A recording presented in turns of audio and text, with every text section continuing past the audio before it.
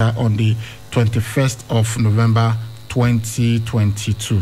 So, last month, a report in The Guardian said 6,500 workers have died in Qatar since the World Cup was awarded in 2010. The country controversially beat rival bids from the United States of America, Australia, South Korea, and Japan to host the tournament, with hundreds of thousands of construction workers arriving from overseas. They have been building 7 new stadiums in different venues to stage the tournaments, and of course we know that the tournament was moved to the winter because of the country's extreme weather.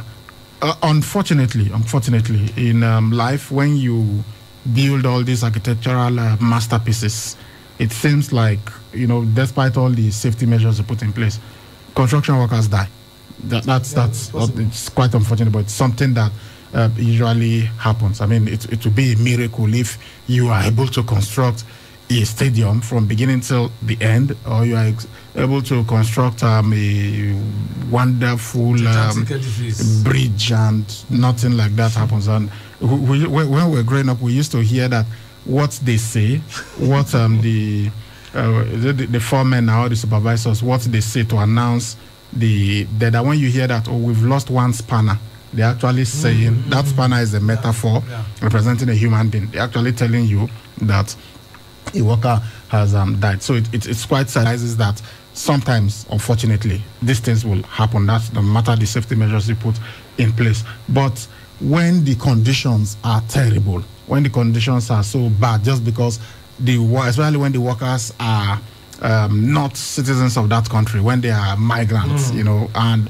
you look at this, many of these migrants will be from Africa or from poor Asian countries. So because of this, they do not really take care of their welfare. And because they know that, if many of them perhaps even in the country illegally, so they can't even complain. So, and it's good that Norway is doing this and bringing it to the fore. So we hope that FIFA will get involved and other human rights organizations all over the world will get involved and say, look, you have to treat these people better and ensure that their working conditions improve.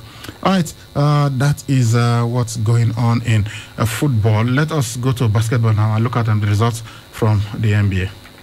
All right, matches we played earlier of this morning. We had Detroit Pistons were beaten by Indiana Pacers 111 to 116 points. Boston Celtics took on Milwaukee Bucks. The Bucks, without Giannis Antetokounmpo, were able to grind out a win, 121 points to 119.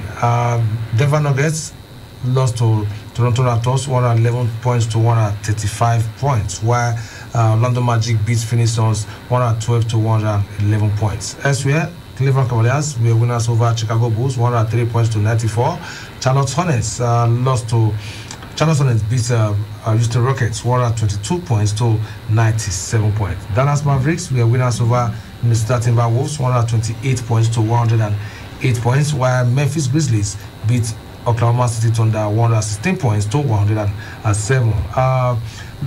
LA Clippers were winners over San Antonio Spurs, 134 to 101 points. Brooklyn Nets took on Utah Jazz, and the Informed Jazz won that game 118 points to 88. Then lastly, Sacramento Kings took on Atlanta Hawks, and it was the Kings that won back-to-back for them now, 110 points to 108. So we look out for matches to expect earlier of tomorrow, and we've got some matches for you. And a few of them: Portland Trail Blazers will be at Miami Heat, Washington Wizards will be at New York Knicks, LA Clippers will travel down to San Antonio Spurs, then Philadelphia 76ers will be guests of LA Lakers, then lastly to be Golden State Warriors taking on Sacramento Kings. Okay, that is what we have in the NBA. Some good results coming in, and getting down to the business end, where we will start looking at the playoff. And you know that the playoff is the top 8 teams from the Eastern Conference and the top 8 teams from the Western Conference. These are the teams that will make the playoff. Then we have the winners of the Eastern Conference meeting the winners of the Western Conference in the NBA Finals. Okay, let us look at other issues happening in the world of football. Cristiano Ronaldo will remain at Juventus until the end of his contract. And this is coming from a Juventus legend, also somebody who was wonderful during his playing career. And he is the vice president of Juventus, Pavel Nedved. He says that reports linking Cristiano Ronaldo with a return to Real Madrid are just rubbish. So Cristiano, who is 35 years old, has been criticized this season while the Italian champions have struggled in Serie A and they are out of the UEFA Champions League, but I don't know what else they want him to do. He scored 23 goals so far. He is the highest goal scorer, the leading scorer in the Italian Serie A at the moment. Next to him, Romelu Lukaku has got 19 goals. So Real Madrid coach Zinedine Zidane said rumors of a return might be true, and this is why the people who were saying that Cristiano Ronaldo is going to returning to Real Madrid, they feel justified that. So, but Nedved is saying, look, he has a contract until June 30, 2022, so he is going to stay. And they said for him, Cristiano Ronaldo can't be touched. Ronaldo is untouchable, at least until the end of his contract. The former Czech Republic midfielder also stated that Andre Pirlo will remain in charge of Juventus because there are speculations that he will be fired. You know, now they are third in the Italian Serie A. They've been knocked out of the Champions League. They couldn't even win the Coppa Italia.